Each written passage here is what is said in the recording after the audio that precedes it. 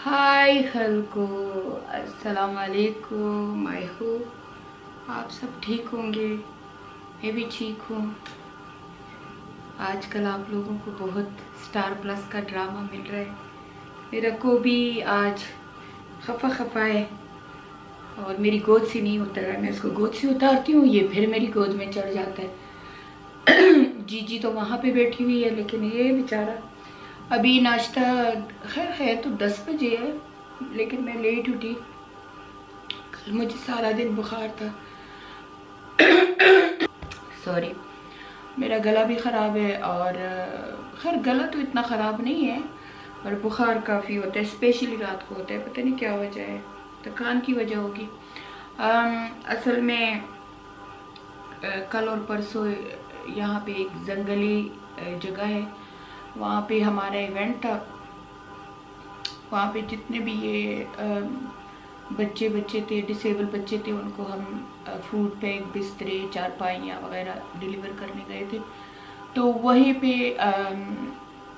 बच्चों को बहुत ज़्यादा मलेरिया और डेंगू हुआ था। तो अल्लाह ना करे कि वो हो, लेकिन हमने वहाँ कैंप किया तो उसमें भी तकरीबन 30% जो लोग थे वो डेंगू और ये इसके थे, खुदाया, ये टाइफाइड और मलेरिया के थे। दिमाग सही काम नहीं कर रहा इन सब परेशानियों की वजह से। तो वो या तो वहाँ से कोई वायरस लगा है, या पता नहीं, अल्लाह को पता होगा, या ऐसी थकान की वजह से, परेशानी की वजह से भी हो सकता है कि लगा हो। तो इन बचूंगड़ों को ज़्यादा टाइम नहीं दे रही हूँ, तो ये भी काफ़ी खफा है, नाराज़ है मुझसे। मूड बना है। जानवरों को भी पूरी समझ होती है कि ये मुझे घर वाले क्यों नहीं। मेरे बल्कि मेरे तोते हैं, कबूतर है, वो भी खफा है। वो भी इतने खामोश बैठे हुए, क्योंकि 3-4 दिनों से बस वो बिलाल है लड़का जो खुश माँ बच्ची जो नहीं जाना चाहती, सख्त पकड़ लेती है। जब दिल होता है तो फिर चली जाती है। जा जा जा जा, गो प्ले विद जीजी, गो। ये मेरी बिल्लियाँ ज़्यादा पुश्तो समझती है। जो मेरी यूके की बिल्लियाँ हैं वो ज़्यादा इंग्लिश समझती हैं। तो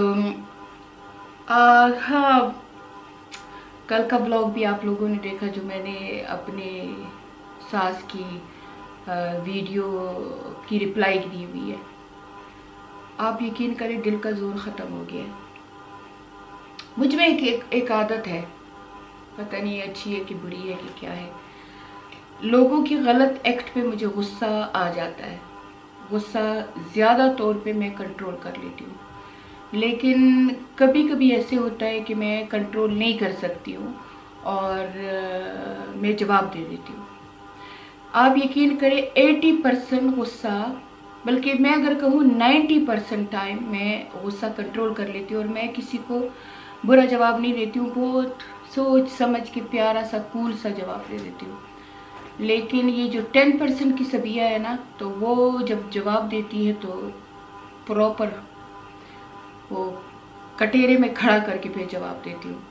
और फिर अगर जवाब दे दूँ तो 2 दिन बाद फिर मैं गिल्टी फील करती हूँ। फिर मैं कहती हूँ मैंने क्यों जवाब दे दिया। मुझे पता नहीं क्यों, मुझे फिर अच्छा नहीं लगता। अब पता नहीं ये अच्छाई है कि ये बुराई है, लेकिन फिर मैं कहती हूँ कि नहीं, मुझे जवाब नहीं देना चाहिए था। अब पापा खान के कहने पे मैंने वो रिप्लाई दे दिया था। पापा ने कहा था कि इनको रिप्लाई दे दो, नहीं तो ये इसी तरह जगह जगह जाके बातें करते रहेंगे। रिप्लाई दे दिया था और फिर यकीन करें 2 दिन में बहुत परेशान थी कि बस मैं दफ़ा कर लेती, मैं ना देती रिप्लाई, मैं इनको कुछ भी ना कहती। लेकिन मैं भी इंसान हूँ और इंसानों के साथ शैतान भी है, नफ्स भी है, और मुझे भी गुस्सा आता है। मैं भी चाहती हूँ कि मैं इनकी मुंह बंद कर लूँ, तो मैंने दे दिया था। लेकिन कल रात को मुझे सुमैया ने कहा कि ये लोग अब ये कह रहे हैं, तो अब ये कह रहे हैं, तो ये अब साइडों पे जा रहे हो, तो इस साइड पे इन्होंने ये कहा है, तो इस साइड पे इन्होंने ये कहा।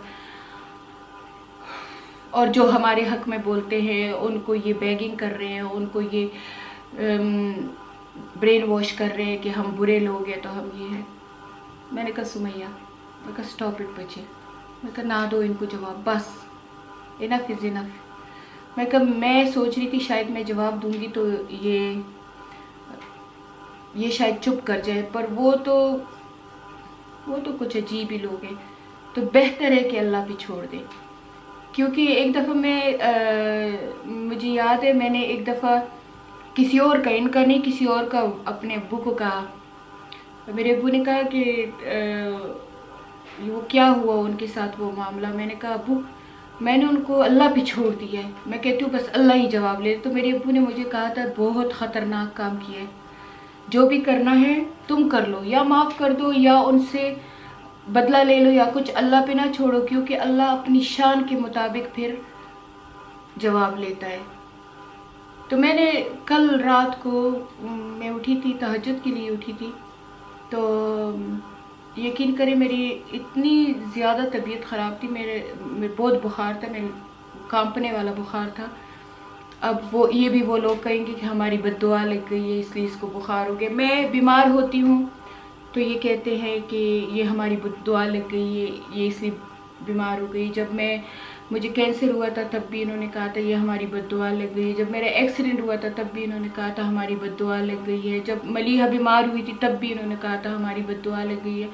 तो शायद वो सही है, उनकी बद्दुआ लगी थी। तो रात को मैं बहुत ज़्यादा मुझे बुखार था, मैं तहज्जुद के लिए उठती हूँ तो मेरी आँख खुली, तो आप यकीन करें मैं उठी, मैं गई, मैंने वुज़ू भी किया, और आके जब मैं बैठी तो मेरा दिमाग इतना अपसेट था कि मुझसे बिल्कुल अलहम्दु शरीफ और ये पढ़ा ही नहीं जा रहा था। मैं वही बैठ के, मैं तहज्जुद की जो नियत बांधी थी वो मैं भूल गई थी कि मैं क्या पढ़ूं, और मैं बैठ के बस सजदे में गई और खूब रोई, और मुझे कुछ वर्ड्स ही याद नहीं आ रहे थे, और मैं आके बेड में लेट गई। मैंने कहा अब गलत लफ्ज़ पढ़ के मैं क्या नमाज पढ़ूंगी। एनीवे अल्लाह ताला रहीम है। 1 घंटे के बाद फिर मैं उठी और फिर मैंने नमाज पढ़ ली, और फिर नमाज पढ़ के फिर मैंने ये सोच लिया कि अगर इन बातों की वजह से मेरा जहन इतना ख़राब हो रहा है कि मैं अल्लाह की इबादत भूल रही हूँ, तो मैंने कहा मैं आज के बाद इनको न बुरा कहूँगी न भला कहूँगी, और मैं इनको कोई जवाब नहीं दूँगी। मैं 20 साल इनकी शक्ल नहीं देखी, इनसे मिली नहीं हूँ, कहीं मिलते हैं तो बस सलाम कर देती हूँ, इससे ज़्यादा कुछ नहीं। तो मैं सुकून में थी, मैं डिप्रेशन से बाहर आ गई थी। मेरी ज़िंदगी का एक मकसद था, चैरिटी करो, ये करो, वो करो। इन 20 सालों में इन्होंने मुझे बहुत तंग किया है।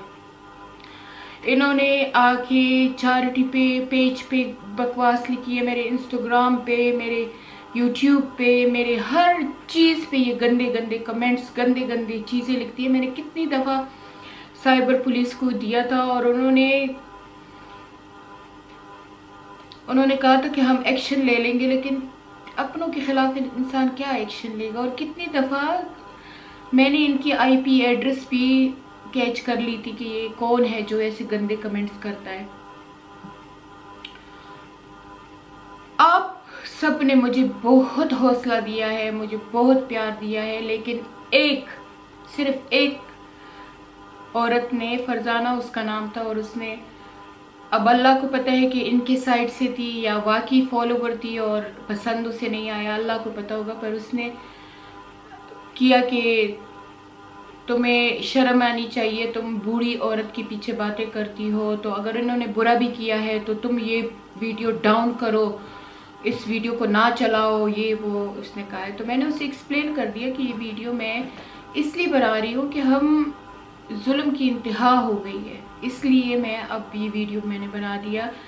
तो उसने आगे से लिखा तुम हमेशा अपने ससुराल के पीछे बातें करती हो। तो हाँ, मैंने ससुराल के पीछे बातें की हैं, पर अपने ससुराल के पीछे बातें नहीं की। मैंने जर्नली ससुराल के पीछे बातें की है कि हाँ, जो इन लॉज होते हैं वो ऐसे होते हैं। मैं खुद भी मदर इन लॉ हूँ, और मैंने इसीलिए अपने बेटों को अलग रखा हुआ है। मैंने इसीलिए अपने बहुओं के काम में मैं काम नहीं देती हूँ। इसीलिए मैं कभी उनसे आज तक, दीना को और अमीरा को आप कसम दे दो कि आपकी सास आके आपके सिटिंग रूम के अलावा किसी और जगह जाती, मैं उनके बाथरूम में भी नहीं जाती हूँ। मैं जाती हूँ 1 घंटा 2 घंटे गुजारती हूँ। हालांकि मेरी दोनों बहुएं मुझे बहुत प्यार करती हैं, बहुत करती हैं। वो थोड़ी सी अपनी प्राइवेसी और वो रखती हैं क्योंकि वो यूके की पैदाइश है, लेकिन वो दोनों बहुत ईमानदार हैं, दोनों बहुत ही अच्छी हैं और दोनों ने कभी मुझे डिसरिस्पेक्ट नहीं किया, कभी भी नहीं किया। और मैं कभी उनसे एक्सपेक्टेशन नहीं रखती हूँ। मैंने आज तक ना दीना से ना अमीरा से ये एक्सपेक्टेशन रखी है कि ये 1 गिलास पानी में मुझे दे दे। मैं कहती हूँ क्यों? अगर मेरा हक है तो मेरे बेटों पे है, मेरा इनके ऊपर कोई हक नहीं है। ये पराई बेटियां हैं, ये आई हैं, मेरे बेटों का घर इन्होंने संभाला है, बस इनको खुश रहने दो। ये जाती हैं, हॉलिडे पे जाती हैं, सारी दुनिया में फिरती हैं, अपने माँ बाप बहन भाइयों को लेके जाती हैं। आप लोग देखते भी हैं, मेरा समी बहुत social media anti social media है, लेकिन मेरे सिद्दीक को आप देखते हो हर जगह अपने ससुराल वालों के साथ होते हैं। लेकिन अल्लाह गवाह है कि मैं खुश होती हूँ। मैं कहती हूँ शुक्र है मेरे बच्चे का ऐसा ससुराल है कि उसको कंफर्ट देते हैं, वो उनके साथ खुश होता है। हालांकि सिद्दीक ने मुझे 1000 दफ़ा कहा है कि आ जाओ मेरे साथ हॉलिडे पे, हमारे साथ जाओ। मैंने कहा बच्चे तुम दोनों मियाँ बीवी जाते हो, मैं क्यों ऐसे तुम लोगों की हॉलिडे ख़राब करूँ, मैं तो सारी दुनिया फिरती हूँ। तो बस मकसद ये है कि मैंने रात को सॉरी आज का व्लॉग उल्टा सीधा होगा क्योंकि मैं बात बार बार भूल रही हूँ। पता नहीं उस फरजाना लड़की के मैसेज से मेरा थोड़ा सा दिमाग भी हुआ कि मैंने उसको एक्सप्लेन भी कर दिया कि मैंने कभी अपने ससुराल की बात नहीं की ऐसे। मैंने जर्नली इन लॉज के बारे में बात की है और मैंने अपनी डिप्रेशन का वीडियो पोस्ट किया है कि मुझे डिप्रेशन क्यों हुआ था, और अल्लाह गवाह है कि वो 100% ट्रू है। कोई भी ऐसे सोशल मीडिया पे आके है तो अभी मेरा थोड़ा सा यूट्यूब चैनल स्लो हुआ है क्योंकि मैं पोस्ट नहीं कर रही हूँ और मैं पाकिस्तान में हूँ। नहीं तो मेरे तो आपने देखे होंगे पोस्ट कितने व्यूज उसके होते हैं। मेरे बेशक फॉलोअर्स कम हो पर मेरे व्यू बहुत ज्यादा होते हैं। तो कभी कभी मैं यूट्यूब पे आके कह देती थी कि इन लॉज ऐसे करते हैं ऐसे करते हैं। वो इसलिए कहती थी कि ये लोग लगातार मुझे तंग करते थे, गंदे कमेंट्स भेजते थे, मेरी चैरिटी पे अटैक करते थे, मेरे बच्चों पे अटैक करते थे, हमारे घर से तावीज़ निकलते थे, काला जादू निकलता था। तो जाहिर बात है दिल दुखी होता है। और फिर आप लोग, ये गिर गई है, आप लोग ही कहते हो कि हमारे साथ ये भी शेयर करो ये भी शेयर करो। जब शेयर करते हो फिर आप लोगों में से एक बंदा आ जाता है जो कि कहते हैं वो एक मछली सारे तालाब को गंदा कर देती है। वो आता है और वो ऐसी हरकत कर लेता है कि इंसान का दिल दुख हो जाता है। तो उसको खैर उसको तो मैंने ब्लॉक कर दिया क्योंकि मैं पहले हमेशा जवाब दे के इंसान को कूल डाउन कर देती हूँ। अगर वो फिर तकरार करे, आर्ग्यूमेंट करे तो फिर मैं फिर ब्लॉक कर देती हूँ। तो उसने जब ये कहा तो मैंने एक्सप्लेन कर दिया कि अल्लाह ना करे तेरे साथ ऐसा कुछ हो, तुम भी ऐसे, अगर तुम इन्फ्लुएंसर हो, सोशल मीडिया फिगर हो, तो तुम भी ऐसे आके करोगी। हज़ारों लोग हैं, मैं नहीं, हज़ारों लोग हैं, कितने कितने बड़े बड़े सेलिब्रिटीज़ हैं, कितने बड़े बड़े उलमा हैं जो आके यहाँ पे यूट्यूब पे बैठ के वो अपने दुखड़े सुनाते हैं। मैं अकेली नहीं हूँ, वो भी तो गई है ना, वो भी तो गई है इंटरनेशनल टीवी को कॉन्फ्रेंस बुला के, उन्होंने पूरा कॉन्फ्रेंस बुलाया है। मैं तो खैर यूट्यूब पे बकवास कर लेती हूँ, उन्होंने तो पूरा कॉन्फ्रेंस बुला के पेज को चलाया है, सब कुछ पैसे दे के, उन्होंने तो पैसे दिए हैं कि हमें वायरल करो। तो फिर भी अगर आपको वो लोग सही लगते हैं तो बस ठीक है।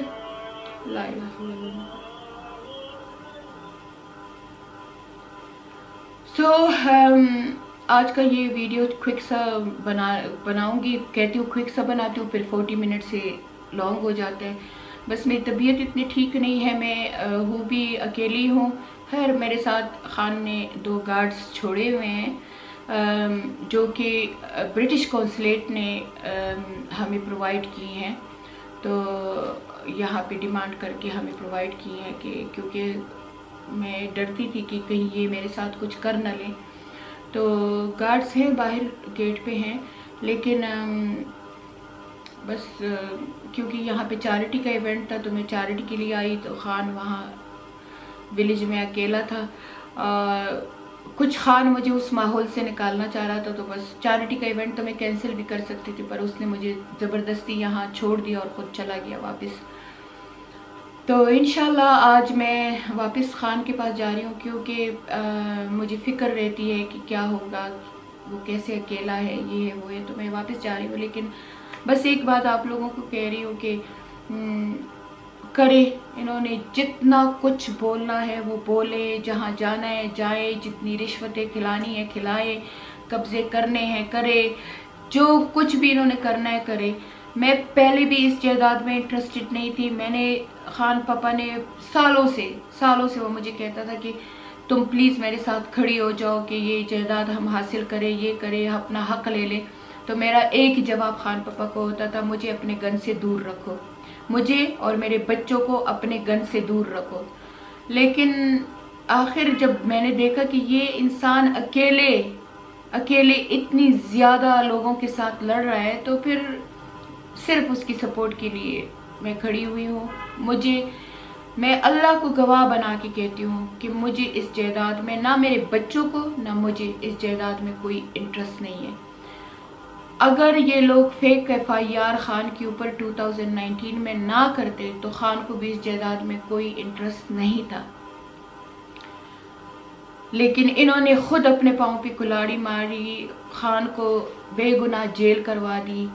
3 दिनों के लिए वो फेक FIR में जेल में पड़ा रहा।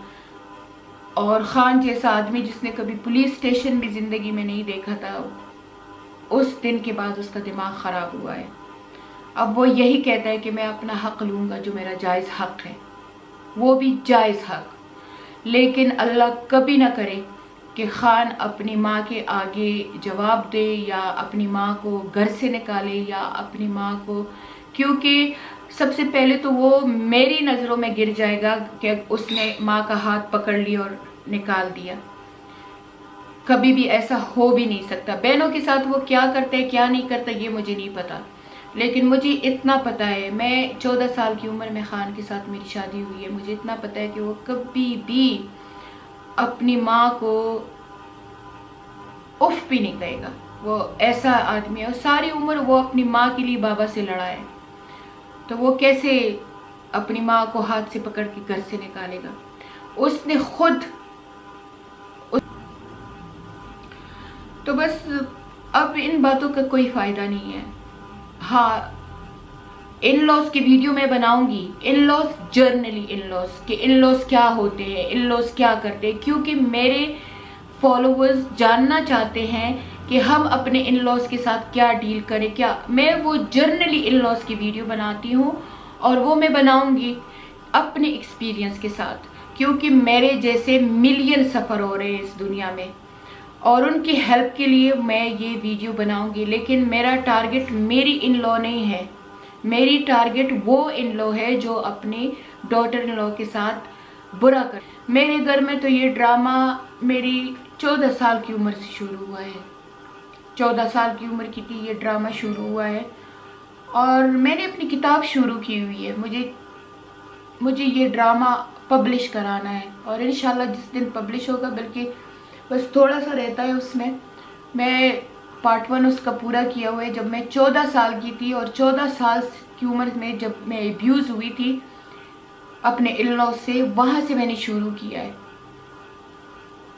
मैं कहती हूँ मैं इनकी बात नहीं करूँगी, लेकिन दिल फिर इंसान हूँ ना, नहीं मानता कि कर लूँ। 14 साल की उम्र में मेरा खान के साथ निकाह हुआ था, और मेरी सास ने सीढ़ियों में चढ़ रही थी, और मेरी सास सीढ़ियों से नीचे आ रही थी, और मुझे ऐसे पकड़ के कहा, मैं अपनी माँ के घर में थी, इनके घर में भी नहीं थी, सिर्फ निकाह हुआ था मेरा। तो इसने मुझे ऐसे पकड़ के कहा, कहते खान से दूर रहो, खान से दूर रहो, मैंने तुम्हें बहू नहीं बनाना, तुम याद रखना, मैंने तुम्हें बहू नहीं बनाना, तुम्हें यही छोड़ जाना है, खान से दूर रहो। और मैं 14 साल की बच्ची कांपती हुई अपने माँ से के पास गई, और मैंने अपनी माँ को ये जब किस्सा सुनाया तो मेरी माँ ने कहा तुमने मुझे, और मेरे घर में, मेरे बाप के घर में ये मौजूद थी। इंतहा देखो कि मेरे बाप के घर में एज अ गेस्ट आई हुई थी और मुझे सीढ़ियों में पकड़ के इसने ऐसे कह दिया था, क्योंकि ये तब से खिलाफ थी इस रिश्ते के। तो खैर उस एज से अब्यूज हो रही हूँ, फिर शादी और शादी के बाद बर्बादी और क्या, ये सब मैंने अपनी बुक में लिखा हुआ है। और मेरे बुक में आप लोग देख लोगे कि क्या क्या हुआ है, कैसे कैसे मैं डिप्रेस हुई थी, क्या क्या हुआ था। ये जो बाबा थे जो हमारे घर में फौत हुए, मेरे ससुर, मैंने उसके आखिरी दिनों में बहुत बहुत खिदमत की, मैंने, खान ने, मेरे बच्चों ने, सिवाय नाफिया के। नाफिया बाबा के सामने भी नहीं जाती थी, क्योंकि नाफिया कहती थी कि मैं 20 साल की थी जब मेरी दादी ने मेरे सर के ऊपर गन रखा और कहा कि घर से निकलो, तो मेरे बाबा उसको फ़ोन पे कह रहे थे कि बालों से पकड़ के इसको घर से निकालो। वो इस बात को आज तक नहीं भूली। और वो बाबा सालों मेरे घर में रहे, लेकिन नाफिया उसके साथ नहीं मिली थी। नाफिया कहती थी मैं नहीं मिलूंगी, मुझे जब भी मैं बाबा की शक्ल देखती हूँ मुझे इसकी आवाज़ याद आती है, जब ये अपनी बीवी को कह रहा था कि इसको बालों से पकड़ के निकालो। खैर बाबा बेचारे ने फिर अपनी आखिरी उम्र में हमसे माफ़ियाँ भी मांगी और हमें कह भी दिया था कि मैंने बहुत जुल्म तुम लोगों पे किए हैं, पर अपनी बीवी के कहने पे किए हैं। उसके बाद मैं अल्लाह की अदालत पे सारा कुछ छोड़ रही हूँ। हमेशा कहती हूँ कि मैं नाफिया की स्टोरी आपके साथ शेयर करूँगी कि इन्होंने पाकिस्तान में नाफिया के साथ क्या किया था जब नाफिया यहाँ डॉक्टर बन रही थी। लेकिन क्योंकि मैं कह रही हूँ कि मैं खुद कुछ नहीं बोलूँगी, लेकिन नाफिया कह रही है कि वो स्टोरी मैं खुद, क्योंकि मैं नाफिया के साथ मौजूद नहीं थी, मुझे सिर्फ इतना पता था कि मेरी सास 30 लड़कियों को लेके आई थी और नाफिया के ऊपर अटैक किया था और नाफिया के सर पे गन रखा था कि निकलो इस घर से। और वो फिर नाफिया खुद बताएगी आप लोगों को, क्योंकि नाफिया कह रही है कि नाफिया ने अपना YouTube चैनल छोटा सा खोला है मेकअप वेकअप के लिए, तो अपने मेडिसिन के लिए, अपने मेडिकल साइड के लिए। तो वो कहती है कि ये स्टोरी मैं खुद बताऊंगी और मेरी नाफिया मर जाएगी पर वो झूठ नहीं बोलेगी, वो आपको सच सच सब कुछ बताएगी। करने दो, मैंने अल्लाह की अदालत में एप्लीकेशन दे दी है, मेरा अल्लाह जाने ये जाने।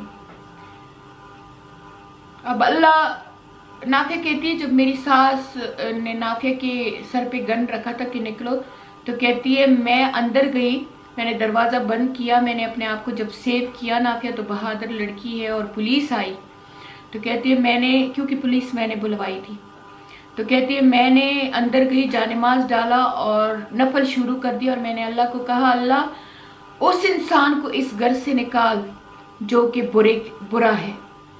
तो कहती है मुझे उस दिन यकीन हुआ कि अल्लाह इंसाफ करने वाला है। हालांकि वो घर मेरे ससुर के नाम था, हमारा नहीं था, लेकिन इसको और इसके नवासों को, सबको 30 लोगों को पुलिस ने निकाल दिया। और पुलिस उनको ले जाके उनको, क्योंकि वो गन के साथ आए थे, तो उनको कम से कम 6-7 साल की कैद होती, लेकिन खान ने फ़ोन करके पुलिस को कहा कि नहीं, ये मेरे बांझे हैं और सब इंजीनियरिंग और डॉक्टर और ये बन रहे हैं, इनका करियर तबाह हो जाएगा, तो छोड़ दो इनको।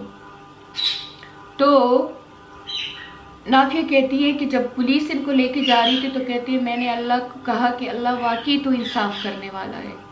कहती है मैंने कुछ दुआ और नहीं मांगी थी, मैंने ये दुआ मांगी थी कि या अल्लाह अगर मैं गलत हूँ तो मुझे इस घर से निकाल, अगर ये गलत है तो इनको इस घर से निकाल।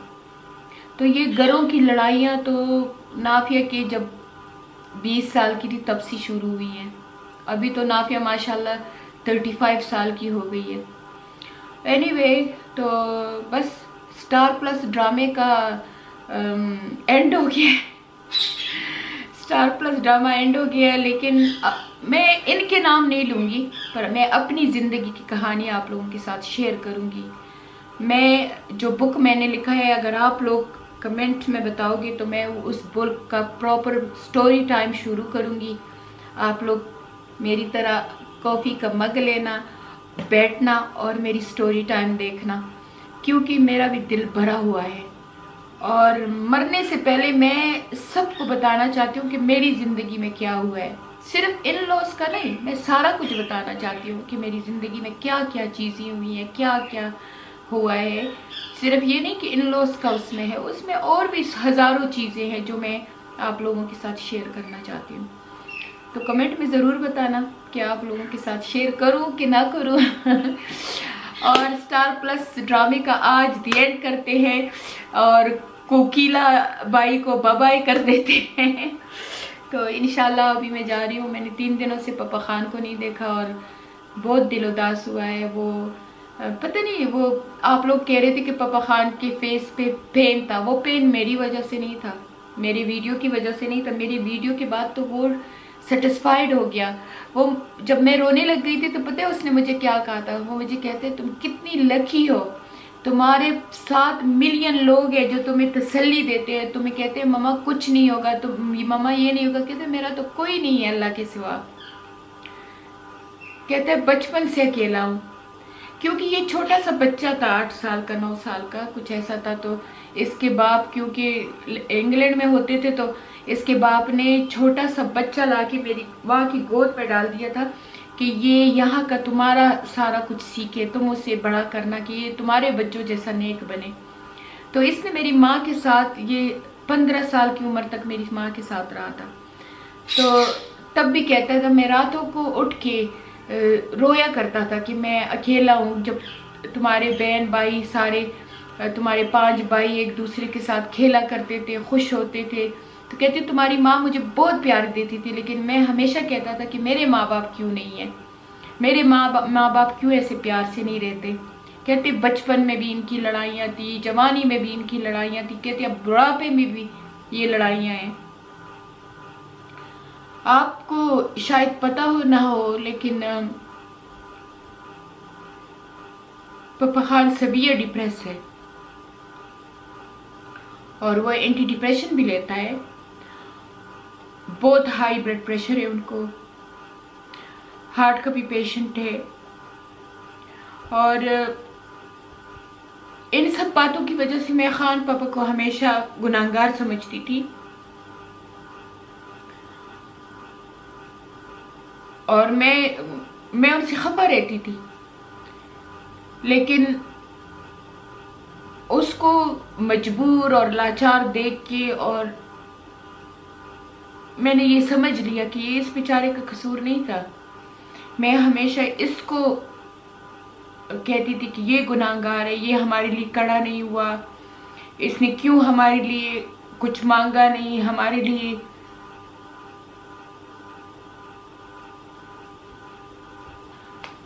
तो अल्लाह ने सब कुछ सही कर दिया, इंशाल्लाह आगे भी सही होगा। अल्हम्दुलिल्लाह अल्हम्दुलिल्लाह। वीडियो में इसने कहा है कि इन्होंने लॉटरी जीती है और फिर ऑनलाइन अब कह रहे हैं कि इसका कोई कारोबार नहीं है, ये तो यूट्यूब की मनी पे रह रही है। तो मैं हंसी। खान पापा ने कहा कि ये इतने कमकल है, इनको अपनी पहली वाली बात भी याद नहीं रही थी। पहले इन्होंने कहा कि ये बहुत मालदार है, इन्होंने लॉटरी जीती हुई है, और अब ये कह रहे हैं कि यूट्यूब की मनी पे ये गुजारा कर रहे हैं। चलो, उस पाक परवरदिगार से इंसाफ मांगती हूँ।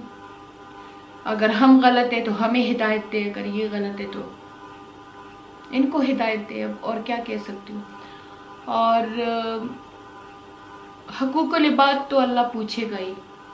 अगर हमारा इनके ऊपर कोई हक है वो तो अल्लाह पूछ ही लेगा, इस दुनिया में भी और उस दुनिया में भी। और इंशाअल्लाह मेरी अपने अल्लाह से उम्मीद है कि हमारा हक तो इन्होंने कभी भी नहीं दिया, ना मेरा, ना मेरे बच्चों का और ना खान का।